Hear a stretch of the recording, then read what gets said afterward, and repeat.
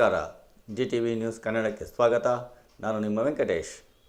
ಮಾಗಡಿ ಪಟ್ಟಣದ ಜೆಡಿಎಸ್ ಭವನದಲ್ಲಿ ಮಾಜಿ ಶಾಸಕ ಎ. ಮಂಜುನಾಥ್ ಅವರು ಸುದ್ದಿಗೋಷ್ಠಿಯನ್ನು ನಡೆಸಿ ದಿನಾಂಕ 9ರಿಂದ 11ನೇ ತಾರೀಕಿನವರೆಗೆ ನಮ್ಮ ಭೂಮಿ ನಮ್ಮ ಹಕ್ಕು ಎಂಬ ಘೋಷಣೆಯೊಂದಿಗೆ ವಿಧಾನಸೌಧಕ್ಕೆ ಬೈರಮಂಗಲದಿಂದ ಪಾದಯಾತ್ರೆಯನ್ನು ರೈತರ ಪರವಾಗಿ ನಡೆಸಲಾಗುವುದು. ಆದ್ದರಿಂದ ನಮ್ಮ ಭಾಗದ ರೈತರುಗಳು ಹೆಚ್ಚಿನ ಸಂಖ್ಯೆಯಲ್ಲಿ ಆಗಮಿಸಿ ಪಾದಯಾತ್ರೆಗೆ ಬೆಂಬಲ ಸೂಚಿಸಬೇಕಾಗಿ ಮನವಿ ಮಾಡಿದರು. ಹಾಗೂ ನೂತನ ಸಚಿವರಾಗಿ ಪ್ರಮಾಣ ಸ್ವೀಕರಿಸಿದ ಶಾಸಕ ಎಚ್.ಸಿ. ಬಾಲಕೃಷ್ಣರವರಿಗೆ ಅಭಿನಂದನೆ ತಿಳಿಸಿದರು. ಎಲ್ರಿಗೂ ನಮಸ್ಕಾರ. ಇದೇ ತಿಂಗಳು 9, 10 ಮತ್ತು 11ನೇ ತಾರೀಕು 3 ದಿವಸಗಳ ಕಾಲ ಏನು ಬಿಡದಿ ಟೌನ್ಶಿಪ್ ವಿಚಾರದಲ್ಲಿ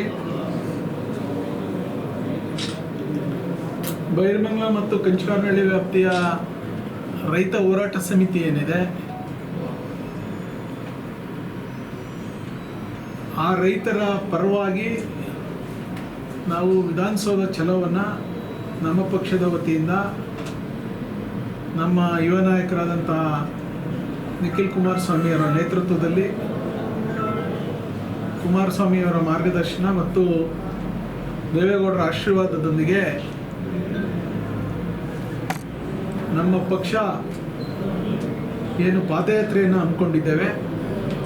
ಆ ಪಾದಯಾತ್ರೆಗೆ ಮಾಗಡಿ ವಿಧಾನಸಭಾ ಕ್ಷೇತ್ರದ ಈ ಭಾಗದ 4 ಹೋಬಳಿ ಮತ್ತು ಟೌನ್ನ ವ್ಯಾಪ್ತಿಯ ಪೂರ್ವಭಾವಿ ಸಭೆಯನ್ನು ಇವತ್ತು ಕರೆದಿದ್ದೇವೆ. ಇಲ್ಲಿಂದ ನಾವು ಆ ಭಾಗದ ನಮ್ಮದೇ ವಿಧಾನಸಭಾ ಕ್ಷೇತ್ರದ ರೈತರ ಹೋರಾಟ ಏನಿದೆ, ಆ ಹೋರಾಟಕ್ಕೆ ನಮ್ಮ ಭಾಗದ ಈ ಭಾಗದ ರೈತರು ಕೂಡ ನಾವು ನಿಮ್ಮ ಜೊತೆ ನಿಲ್ತೇವೆ ಅನ್ನುವಂಥ ಸಂದೇಶವನ್ನು ಕೊಡಲಿಕ್ಕೆ, ಅವ್ರ ಜೊತೆ ಆ ಪಾದಯಾತ್ರೆಯಲ್ಲಿ ಹೆಜ್ಜೆ ಹಾಕಲಿಕ್ಕೆ ನಾವೆಲ್ಲ ಅವ್ರ ಜೊತೆ ಸೇರಬೇಕು ಅನ್ನುವಂಥ ಹಿನ್ನೆಲೆಯಲ್ಲಿ ಇವತ್ತು ತಯಾರಿಯನ್ನು ಮಾಡ್ತಾ ಇದ್ದೇವೆ. ವಿಚಾರ ಇಷ್ಟೇ, ಹೋರಾಟ ನಮ್ಗೆ ಜಯ ಸಿಗ್ತೈತೆ ಅನ್ನುವಂಥ ಅತೀವವಾದಂಥ ಆತ್ಮವಿಶ್ವಾಸ ಇದೆ. ಹೋರಾಟಕ್ಕೆ ಯಾವತ್ತೂ ಕೂಡ ಜಯ ಸಿಗ್ತದೆ ಅನ್ನೋಂಥ ಅಚಲವಾದಂಥ ನಂಬಿಕೆ ಇದೆ. ಆ ಹಿನ್ನೆಲೆಯಲ್ಲಿ ಇವತ್ತು ನಾವು ಅವ್ರ ಜೊತೆ ಹೆಜ್ಜೆ ಹಾಕಿ ಅವ್ರ ಕೈಯನ್ನು ಬಲಪಡಿಸುವಂಥದ್ದು, ಅವ್ರಿಗೆ ರಕ್ಷಣೆಯನ್ನು ಕೊಡುವಂಥದ್ದು. ಹೇಳಿ ಕೇಳಿ ಯಾವತ್ತಿಗೂ ಕೂಡ JDS ಪಕ್ಷ ರೈತರ ಪಕ್ಷ ರೈತರಿಗೆ ಬೆಂಬಲವನ್ನು ಕೊಟ್ಟುಕೊಂಡು ರೈತರ ಪರವಾಗಿ ಹೋರಾಟವನ್ನು ಮಾಡಿಕೊಂಡು ಹಲವಾರು ವರ್ಷಗಳಿಂದ ಪೂಜ್ಯ ದೇವೇಗೌಡ ಅಪ್ಪಾಜಿಯವರು ಅವ್ರ ಪರವಾಗಿ ನಿಂತವರು. ಸೊ ಈ ವಿಚಾರದಲ್ಲಿ, ಈ ಸಂಕಷ್ಟದಲ್ಲಿರ್ಬೇಕಂತ ರೈತರನ್ನ ರಕ್ಷಣೆ ಮಾಡುವಂಥದ್ದು ನಮ್ಮ ಪಕ್ಷದ ಜವಾಬ್ದಾರಿ ಅನ್ನುವಂಥ ವಿಚಾರವನ್ನು ಮನಗಂಡು ನಮ್ಮ ಯುವ ನಾಯಕರಾದಂಥ ನಿಖಿಲ್ ಕುಮಾರಸ್ವಾಮಿಯವರು ಏನು ಈ ಪಾದಯಾತ್ರೆಯನ್ನು ಹಮ್ಮಿಕೊಂಡಿದ್ದೇವೆ, ಅದನ್ನು ಯಶಸ್ವಿ ಮಾಡಲಿಕ್ಕೆ ನಮ್ಮ ಮಾಗಡಿ ವಿಧಾನಸಭಾ ಕ್ಷೇತ್ರದ ನಮ್ಮ ಮುಖಂಡರುಗಳು, ಕಾರ್ಯಕರ್ತರು, ವಿಶೇಷವಾಗಿ ರೈತ ಮುಖಂಡರುಗಳೆಲ್ಲರೂ ಸೇರಿ ಸಾಥನ್ನು ಕೊಡ್ತಾ ಇದ್ದೇವೆ. ಸೊ ಅದಕ್ಕೆ ಇವತ್ತು ಪೂರ್ವಭಾವಿ ಸಭೆ. ಸೊ ಮಾಧ್ಯಮ ಸ್ನೇಹಿತರು ನೀವು ಕೂಡ ಮತ್ತೆಲ್ಲ ಭಾಗಿಯಾಗಿ ನಮ್ಮ ಹೋರಾಟಕ್ಕೆ ಒಂದು ಜಯವನ್ನು ತಂದುಕೊಡ್ಬೇಕು ಅಂತೇಳಿ ವಿನಂತಿ ಮಾಡ್ತೇನೆ. ಎಲ್ಲಿಂದ ಸ್ಟಾರ್ಟ್ ಆಗುತ್ತೆ, ಯಾವುದು ಸ್ಟಾರ್ಟ್ ಆಗುತ್ತೆ? ಬೆಳಗ್ಗೆ 10 ಗಂಟೆಗೆ ಬೈರಮಾಳದಿಂದ ನಾವೇನು ಹೋರಾಟದ ಜಾಗ ಇದೆ, ಆ ಬೈರಮಂಗಲ ಸರ್ಕಲ್ಲು, ಅಲ್ಲಿಂದ ಗ್ರಾಮದ ಸರ್ಕಲ್ ಏನಿದೆ ಅಲ್ಲಿಂದ ಶುರು ಆದರೆ ಒಂದು ಎಲ್ಲರೂ ಭಾಷಣ ಮಾಡಿ ಅಲ್ಲಿಂದ ಹೊರಟ್ರೆ ಮಧ್ಯಾಹ್ನದಷ್ಟಕ್ಕೆ ಟೊಯೋಟಾ ಫ್ಯಾಕ್ಟ್ರಿಯಲ್ಲೂ ಬರ್ತೀವಿ. ಟೊಯೋಟಾ ಫ್ಯಾಕ್ಟ್ರಿಯಿಂದ ಬೆಂಗಳೂರು ಮೈಸೂರು ಹೆದ್ದಾರಿಯನ್ನು ಸಂಜೆ ಒಳಗಡೆ ತಲುಪ್ತೀವಿ. ಅವತ್ತು ಅಲ್ಲಿ ಆಲ್ಟ್ ಆಗ್ತೀವಿ. ಅಲ್ಲಿಂದ 10ನೇ ತಾರೀಕು ಬೆಳಿಗ್ಗೆ 10 ಗಂಟೆಗೆ ಅಲ್ಲಿಂದ ಪೂಜ್ಯ ದೇವೇಗೌಡ ಅಪ್ಪಾಜಿಯವರು ಬರ್ತಾರೆ. ಮೊದಲನೇ ದಿವಸ ಕುಮಾರಣ್ಣ ಬಂದು ಇನಾಗ್ರೇಷನ್ ಮಾಡ್ತಾರೆ. 2ನೇ ದಿವಸ ದೇವೇಗೌಡರು ಬಂದು ಇನಾಗ್ರೇಷನ್ ಮಾಡ್ತಾರೆ. ನಾವು ಅಲ್ಲಿಂದ ಫ್ರೀಡಮ್ ಪಾರ್ಕ್ಗೆ ಹೋಗುವಂಥ ಪಾದಯಾತ್ರೆ. ನಾವು 2ನೇ ದಿನ ನಾವು JK ಗ್ರ್ಯಾಂಡು ಅಂತೇಳಿ ನೈಸ್ ರೋಡ್ ಜಂಕ್ಷನ್ಗೆ ಹಾಲ್ಟ್ ಆಗ್ತೀವಿ. 3ನೇ ದಿವಸಕ್ಕೆ ಅಲ್ಲಿಂದ ಸಿಟಿ ಒಳಗಡೆ ಪ್ರವಾಸ ಮಾಡ್ತೀವಿ. ಎಷ್ಟು ಜನ ಸೇರೋದು? ಸುಮಾರು ನಾವು ಈಗಾಗಲೇ ತಯಾರಿನ ಮಾಡ್ತಾ ಇದ್ದೀವಿ. ನಮ್ಮ ಜಿಲ್ಲೆಯಿಂದನೇ ಒಂದು 5-6 ಸಾವಿರ ಜನ ನಾವು ಪಾದಯಾತ್ರೆಯಲ್ಲಿ ಪಾಲ್ಗೊಂಡಿದ್ದೀವಿ. ಬೇರೆ ಬೇರೆ ತಾಲೂಕಿನಿಂದ ಬಂದು ರೈತರುಗಳು, ರೈತರ ಮುಖಂಡರು, ಕನ್ನಡ ಪರ ಸಂಘಟನೆಗಳು ಎಲ್ಲರೂ ಕೂಡ ನಮ್ಗೆ ಸಾಥ್ ಕೊಡ್ತಾ ಇದ್ದಾರೆ. ರೈತ ಸಂಘಗಳು, ಹಲವಾರು ಚಿಂತಕರು, ವಿಚಾರವಂತರು, ಮಹಿಳಾ ಮುಖಂಡರು, ಕಾಲೇಜು ವಿದ್ಯಾರ್ಥಿಗಳು, ಬೇರೆ ಬೇರೆ ಲಾ ಸ್ಟೂಡೆಂಟ್ಸ್ಗಳು, ಇಂಜಿನಿಯರ್ಗಳು ಇವರೆಲ್ಲರೂ ಕೂಡ ನಮ್ಮ ಜೊತೆ ಪಾದಯಾತ್ರೆಯಲ್ಲಿ ಭಾಗವಹಿಸ್ತಾ ಇರೋದ್ರಿಂದ ಅತಿ ಹೆಚ್ಚು ಜನ ನಾವು ಪಾದಯಾತ್ರೆಯಲ್ಲಿ ಸೇರ್ಕೊಳ್ತೀವಿ. ಈಗ ಭೂಸ್ವಾಧೀನ ನಡೀತಾ ಇದೆಯಲ್ಲ ಸರ್? ಭೂಸ್ವಾಧೀನ ಪ್ರಕ್ರಿಯೆ ಮುಗಿದಿದೆ. ಅದಕ್ಕೆ ಒಂದಷ್ಟು ಜನ ಹಣನೂ ತಗೋತಾವ್ರೆ. ನಾವು ಹಣ ತಗೊಳ್ಳೋರಿಗೆ, ಪ್ರಕ್ರಿಯೆ ಮುಗಿಸೋರಿಗೆ ನಮ್ಮದೇನು ತಕರಾರಿಲ್ಲ. ಯಾರು ನಾವು ಜಮೀನು ಕೊಡಲ್ಲ ಅಂತೇಳಿ ಅಂಥವ್ರ ಪರವಾಗಿದ್ದೇವೆ. ಅಂಥವ್ರನ್ನ ಉಳಿಸಿ ಅಂತೇಳಿ ನಾವು ಹೋರಾಟವನ್ನು ಮಾಡ್ತಾಯಿದ್ದೀವಿ. ಅವ್ರನ್ನ ಈ ಟೌನ್ಶಿಪ್ ವಿಚಾರದಲ್ಲಿ ಅವ್ರ ಹೆಸರನ್ನು ನೋಟಿಫಿಕೇಷನಿಂದ ತೆಗೆದುಕೊಡ್ಲಿ, ನಮ್ಮದೇ ತಕರಾರಿಲ್ಲ. ನಮ್ಮ ಹೋರಾಟ, ನಾವು ಜಮೀನು ಕೊಡಲ್ಲ, ನಮ್ಗೆ ಯಾರು ತೊಂದರೆ ಕೊಡಬೇಡಿ, ನಮ್ಗೆ ಡಿಸ್ಟರ್ಬ್ ಮಾಡಬೇಡ್ರಿ, ನಮ್ಮ ಈ ಯೋಜನೆಯಿಂದ ನಮ್ಮ ಹೆಸರನ್ನ ತೆಗೆದುಬಿಡಿ ಅಂತೇಳಿ ಹೋರಾಟ ಇದೆ. ಅಷ್ಟಕ್ಕೆ ಹೋರಾಟ. ಎಷ್ಟು ಜನ ಈಗ ಎಷ್ಟು ಪರ್ಸೆಂಟೇಜ್ ಕೊಡಲ್ಲ ಅಂತ ಹೇಳ್ತಾರೆ? ನನ್ನ ಪ್ರಕಾರ 85% ಜನ ಕೊಡಲ್ಲ ಅಂತ ಹೋರಾಟ ಮಾಡ್ತಾ ಇದ್ದಾರೆ. ಯಾರೋ ಬೆಂಗಳೂರಿನವರು ಜಮೀನು ತೆಗೆದಿದ್ದವರು, ರಿಯಲ್ ಎಸ್ಟೇಟ್ಗೋಸ್ಕರ ಜಮೀನು ತೆಗೆದಿದ್ದವರು, ಒಂದಷ್ಟು ಜನ ಅತಿ ಹೆಚ್ಚು ಆಸ್ತಿ ಹೊಂದಿದ್ದವರು, ನಮಗೇನೋ ಅನುಕೂಲ ಆಗ್ತದೆ ಅನ್ನೋರು ಕೊಡೋರಿದ್ದಾರೆ. ಅವ್ರನ್ನ ಕೊಡೋರಿಗೆ ನಾವೇನು ತಕರಾರಿಲ್ಲ, ಕೊಟ್ಕೊಬೋದು. ಸರ್ಕಾರಕ್ಕನ್ನ ಕೊಟ್ಕೊಳ್ಳಿ, ವೈಯಕ್ತಿಕವಾಗಿ ಬೇರೆಯವ್ರಿಗೆಲ್ಲ ಮಾರ್ಕೊಳ್ಳಿ, ನಮ್ಮದೇ ತಕರಾರಿಲ್ಲ. ನಾವು 85% ಹೆಚ್ಚು ರೈತರು ನಾವು ಭೂಮಿಯನ್ನು ಉಳಿಸ್ಕೋಬೇಕು, ನಾವು ಬದುಕು ಕಟ್ಕೊಂಡಿದ್ದೀವಿ. 5 ಕುಂಟೆ, 10 ಕುಂಟೆ, 20 ಕುಂಟೆ, 1 ಎಕರೆ, 2 ಎಕರೆ ಇರ್ತಕ್ಕಂಥ ರೈತರುಗಳು ನಾವು ಗ್ರಾಮ ಬಿಟ್ಟು ಎಲ್ಲೋಗೋದು, ನಮ್ಮದು ಈ ಬದುಕು ಬಿಟ್ಟು ಎಲ್ಲೋಗೋದು ಅಂತಿದ್ದಾರೆ. ಅವ್ರ ಪರವಾಗಿ ನಮ್ಮ ಧ್ವನಿ ಇದೆ, ಅವ್ರ ಪರವಾಗಿ ನಾವು ಕೆಲಸ ಮಾಡ್ತೀವಿ. ಟೌನ್ಶಿಪ್ ಮಾಡೇ ಮಾಡ್ತೀವಿ ನಾವು. ಸರ್ಕಾರ 80% ಜನ ಕೊಟ್ಟರೆ ನಮ್ದೇನು ತಕರಾರಿಲ್ಲ, ತಗೊಳ್ಳಿ. ನಾವು 85% ಜನ ಯಾರು ವಿರೋಧ ಮಾಡ್ತಾರೋ ಅವ್ರ ಪರವಾಗಿದೆ. ಒಂದು 2-3 ಹಳ್ಳಿಗಳು ಮಾತ್ರ ಕೊಡಲ್ಲ ಅಂತ ಇದ್ದಾರೆ. ಅವ್ರ ಬಿಟ್ಟು ನಾವು ಇದೆಲ್ಲ ನಾವು ಸುಮ್ಮನೆ ಇವರೇನೋ ಸುಳ್ಳು ಹೇಳ್ತಾರೆ. ಮುಖನಾರಕ್ಕೆ ನಾವು ವಾಸ್ತವಾಗಿರೋರು, ಆ ಗ್ರಾಮದವರು, ಅಲ್ಲಿ ಬದುಕಿರೋರು, ಅಲ್ಲೂ ನಾವು ಬದುಕು ಕಟ್ಕೊಂಡಿರೋರು, ಅಲ್ಲಿ ವಿದ್ಯಾಭ್ಯಾಸ ಮಾಡಿರೋರು, ನಾವು ಆ ಗ್ರಾಮದಲ್ಲಿ ಹುಟ್ಟಿ ಬೆಳೆದಿರ್ತಕ್ಕಂಥವ್ರು. ನಮಗೆ ಗೊತ್ತಿದೆ ಯಾರು ಕೊಡ್ತಾ ಇದ್ದಾರೆ, ಯಾರು ಕೊಡ್ತಾ ಇಲ್ಲ ಅಂತ. ಕೊಟ್ಟಿರೋರು ತಗೊಳ್ಳಿ, ಇವ್ರೇನು ನಮ್ದೇನು ತಕರಾರಿಲ್ಲ. 85% ದುಡ್ಡು ಕೊಟ್ಬಿಟ್ಮೇಲೆ ಮತ್ತೆ ಹೋರಾಟ ಮಾಡೋಕ್ಕೆ ಯಾರು ಬರ್ತಿದ್ರು? ಇವತ್ತು ಹೋರಾಟ ಮಾಡೋಕ್ಕೆ ಬರೋಂಥವ್ರು ಅವ್ರು ಬರ್ತಾರೆ, ನಿಮ್ಗೆ ಗೊತ್ತಾಗುತ್ತೆ.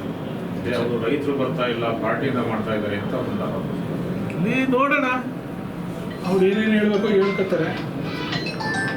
ರೈತರ, ಬೇರೆ ಪಕ್ಷದವರ, ಇಲ್ಲ ಅಲ್ಲಿ ಯಾರು ಏಜೆಂಟ್ಗಳ ಅಂತ ಗೊತ್ತಾಗೋದು ಯಾವಾಗ ಗೊತ್ತಾಗುತ್ತೆ. ಸರಿ, ಹೋರಾಟದ ಜೊತೆ ನೀವು ನ್ಯಾಯಾಲಯದಲ್ಲಿ ಕೇಸ್ ನಾವು ನ್ಯಾಯಾಲಯಕ್ಕೂ ಕೂಡ ಹೋಗಿದ್ದಾರೆ ನಮ್ಮ ರೈತರುಗಳು, ನನ್ನ ಸಮೇತ ಹೋಗಿದ್ದೀವಿ. ನೋಡೋಣ ನ್ಯಾಯಾಲಯದಲ್ಲಿ ಏನು ತೀರ್ಪು ಸಿಗುತ್ತೋ ತೀರ್ಪಿಗೆ ನಾವು ತಲೆ ಬಾಗಲೇಬೇಕಾಗ್ತದೆ. ನ್ಯಾಯಾಲಯ ತೀರ್ಪಿಗೋಸ್ಕರ ಕಾಯ್ತಾ ಇದ್ದೀವಿ. ಯಾಕೆಂದರೆ ರೆಡ್ ಝೋನ್ ಮಾಡಿದ್ದು ಕುಮಾರಸ್ವಾಮಿನೇ, ಹಾಗಾಗಿ ಅವರೇ ಹೋರಾಟ ಮಾಡಿದ್ದಾರೆ. ಈಗ ರೆಡ್ ಝೋನ್ಗೂ ಈ ಟೌನ್ಶಿಪ್ಗೆ ಇವಕ್ಕೆಲ್ಲ ಸಂಬಂಧನೇ ಇಲ್ಲ. ಸುಮ್ಮನೆ ಏನೋ ಅವರು ಬಾಯಲ್ಲಿ ಮಾತಾಡಬೇಕು, ಗಾಳಿಲಿ ಗುಂಡು ಹೊಡಿಬೇಕು, ಮಾತಾಡ್ತಾರೆ. ಚರ್ಚೆಗೆ ಬನ್ನಿ ಅಂದ್ರೆ ಒಬ್ರು ಬರೋಲ್ರು.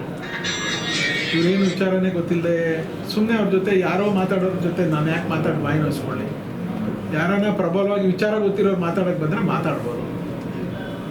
ವಿಚಾರನೇ ಗೊತ್ತಿಲ್ಲದೆ ಮಾತಾಡೋಕೆ ಬಂದವ್ರ ಹತ್ರ ನಾನು ಏನು ಮಾತಾಡಲಿ? ರೆಡ್ ಝೋನ್ ಅವಾಗೆ ತೆಗಿಬೋದಿತ್ತಲ್ಲ ಸರ್ ಕುಮಾರಸ್ವಾಮಿ? ರೆಡ್ ಝೋನ್ ಅಂದ್ರೆ ಏನು ಅಂತಲೇ ಗೊತ್ತಿಲ್ಲವಲ್ಲ ಇವ್ರಿಗೆ. ಏನು ರೆಡ್ ಝೋನ್ ಅಂದರೆ? ರೆಡ್ ಝೋನಿಂದ ತೊಂದರೆ ಆಗ್ತಿದ್ದೇನು? ಯಾರಿಗೆ ತೊಂದರೆ ಆಗ್ತಿತ್ತು?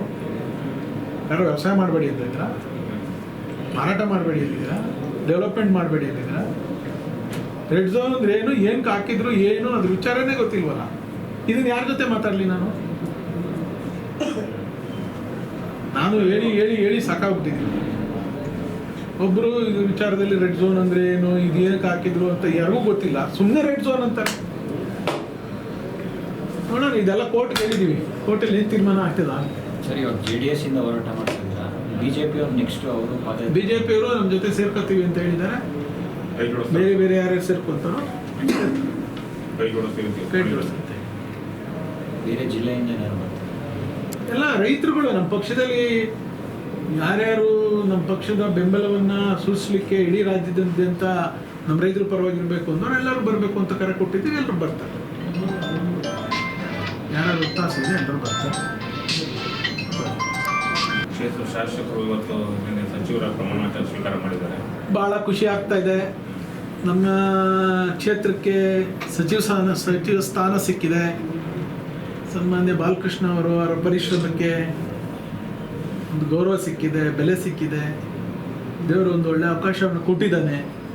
ಅದನ್ನು ಸದುಪಯೋಗ ಮಾಡ್ಕೊಳ್ಳಿ, ಕ್ಷೇತ್ರಕ್ಕೆ ಅಭಿವೃದ್ಧಿ ಮಾಡಲಿ, ರಾಜ್ಯಕ್ಕೆ ಅಭಿವೃದ್ಧಿ ಮಾಡಲಿ.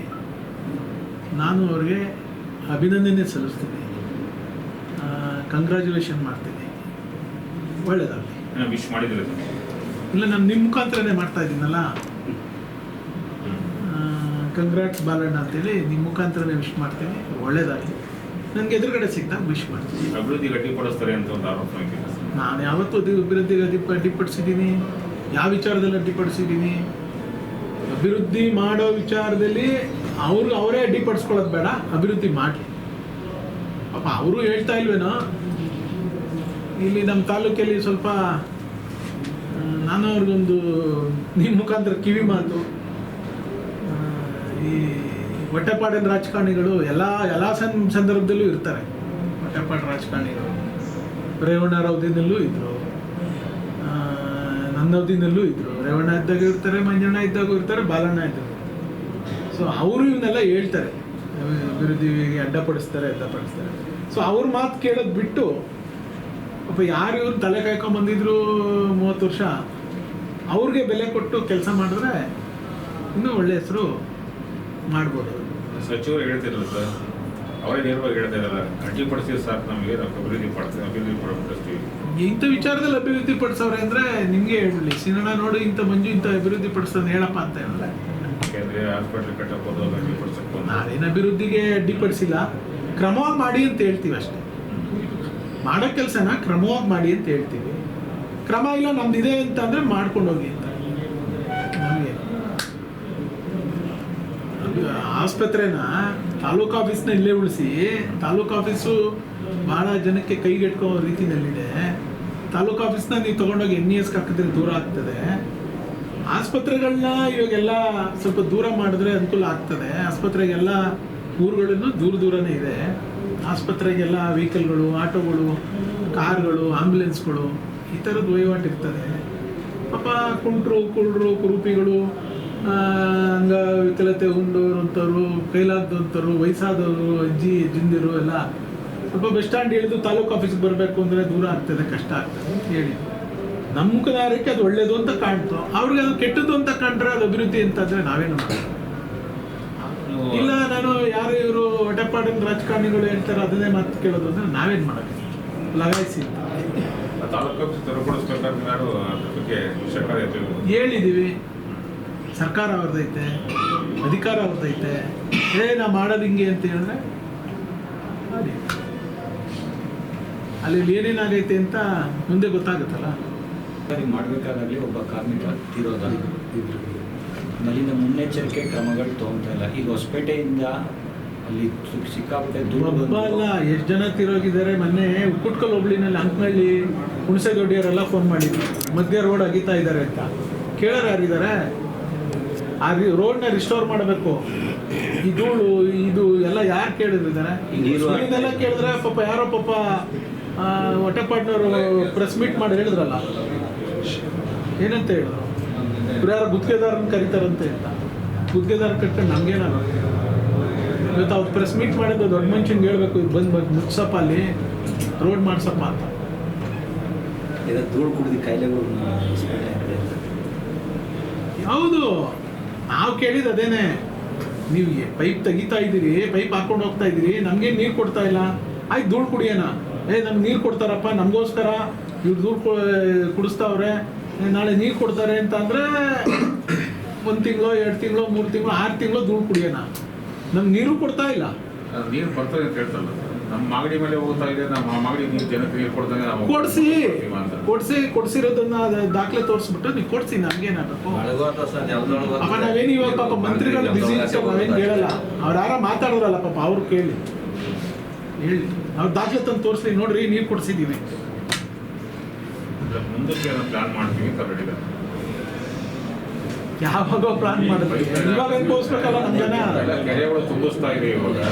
ಕೆರೆ ತುಂಬಿಸೋ ಯೋಜನೆ ಸರ್ ಅದು. ಮನುಷ್ಯನ ಬೆಲೆಗೆ ನೀರು ತುಂಬಿಸ್ತಾ ಕೆರೆ ಇದೆ. ತುಂಬಿಸೋದು ಇವ್ರಿಗೆ ಏನು ಗೊತ್ತು ಸರ್? ಕೆರೆ ತುಂಬಿಸಿರೋ ನಾನು, ಕೆರೆ ತುಂಬಿಸೋದು ಯೋಜನೆ ತಂದಿರೋ ನಾನು, ಕೆರೆ ತುಂಬಿಸೋದು ಸ್ಯಾಂಕ್ಷನ್ ಮಾಡಿಸಿರೋ ನಾನು, ಇವ್ರಿಗೇನು ಗೊತ್ತು? ಇವ್ರು ಒಯ್ತಾ ಇರೋ ನೀರು ದಾಬಸ್ಪೇಟೆಗೆ ಹೋಗೋ ನೀರನ್ನ ಕುಡಿಯೋಕೆ ಕೊಡ್ರಪ್ಪ ಇಲ್ಲಿ ಅಂತ ಟೌನ್ಗೆ ಅಂತ ಕೇಳಿದ್ದೀನಿ. ಅದನ್ನ ಮಾತಾಡ್ಲಿ. ಕೆರೆ ತುಂಬಿಸೋದು ಇವ್ರಿಗೇನು ಗೊತ್ತು? ಗೌರ್ಮೆಂಟ್ ಕೆರೆಗೆ ತುಂಬಿಸೋ ಪ್ಲಾನ್ ಇದೆ ಅಂತ ಹೇಳ್ತಾ ಇದ್ದಾರೆ. ಗೌರಮ್ಮನ ಕೆರೆ ತುಂಬಿಸೋ ಯೋಜನೆ ನಮ್ದು ಸಹ. 83 ಕೆರೆ ತುಂಬಿಸ್ತೀವಲ್ಲ ಹೇಮಾವತಿದು, ಅದು ಇವ್ರದಲ್ಲ. ಈ ಪೈಪಲ್ಲಿ ತುಂಬಿಸ್ತಾರಲ್ಲ, ಈ ಪೈಪಲ್ಲಿ ತುಂಬಿಸಿದ್ರೆ ಹೇಳಿದ್ದು ದಾಖಲೆ ತೋರಿಸ್ಲಿ. ತೋರಿಸ್ಬೇಕಲ್ವ ದಾಖಲೆ? ಕೊಡ್ತೀವಿ ಅಂತ ಹೇಳ್ತಾರೆ. ಕೊಡಕ್ಕೆ ಹೇಳಿ. ಅವ್ರು ದಾಖಲೆ ನೋಡ್ಕೊಂಡು ಮಾತಾಡಿ ಅಂತ ಹೇಳ್ತಾರಲ್ಲ, ತೋರಿಸ್ಬಿಟ್ಟು ಮಾತಾಡ್ಲಿ.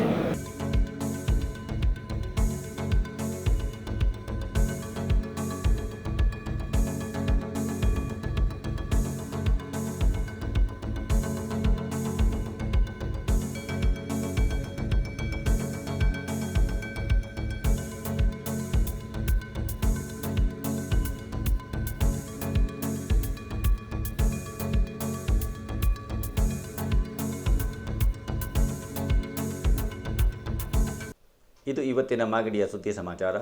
ನಿರಂತರ ಸುದ್ದಿ ಸಮಾಚಾರಕ್ಕೆ ವೀಕ್ಷಿಸಿ ನಿಮ್ಮ GTV ನ್ಯೂಸ್ ಕನ್ನಡವನ್ನು. ವಂದನೆಗಳು.